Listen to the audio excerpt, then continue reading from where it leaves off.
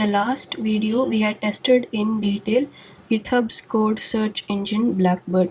Now we will see how to use this search engine and build our own applications using their REST API. To try the GraphQL APIs, GitHub also provides an explorer that you can use to try the GraphQL queries before you start using them in your application. So this is the default query that they have, which will print the login information.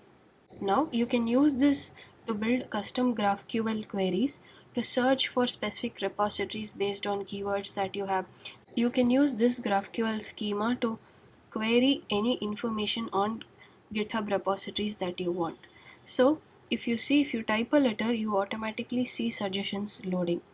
Now this is a way to use the BlackBird search engine in your own application. This is a custom query that I've written which gets all the repositories that have the keywords Web3, blockchain, and it is of type repository, and I'm getting the first 10 records. Now if I run this, you will get all the information that I've included in the response body. If you see here, there are four types that you can include. You can query for users, you can query for issues, I can query for discussion.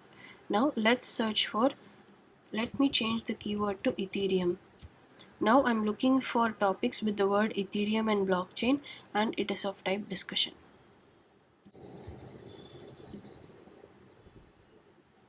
Now I am querying only discussions, first 10 discussions on this topic. So this has not returned any information. Now I've changed the query again to repository, and we are querying repositories which have the topic API and blockchain, and I've queried different fields now: name, description, and interaction ability.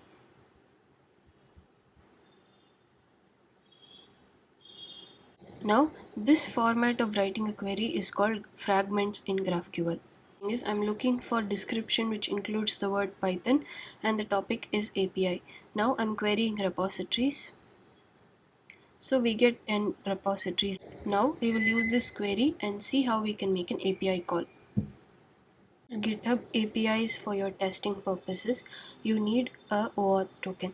You can generate that by going to github.com/settings and selecting personal access token. In that, if you go to generate new token,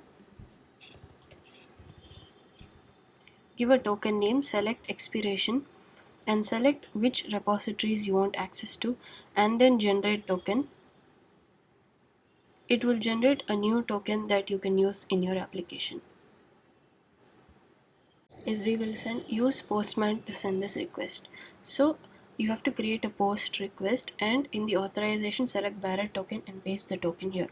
Next, in the body you have to paste the GraphQL query.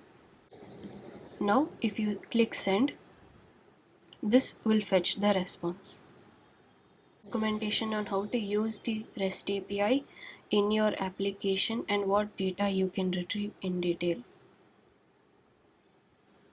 I hope this video was helpful. Thank you for watching.